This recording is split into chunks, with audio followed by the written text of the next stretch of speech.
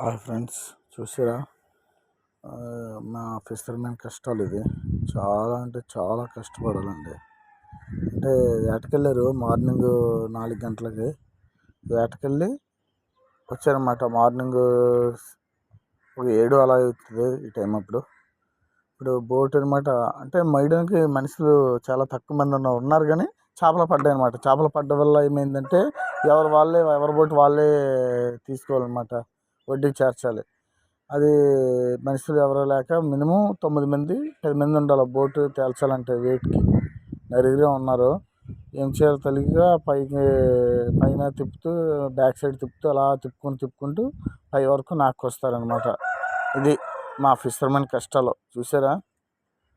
చాలా అంటే చాలా కష్టపడాలండి. హాయ్ ఫ్రెండ్స్, చూసారా? మా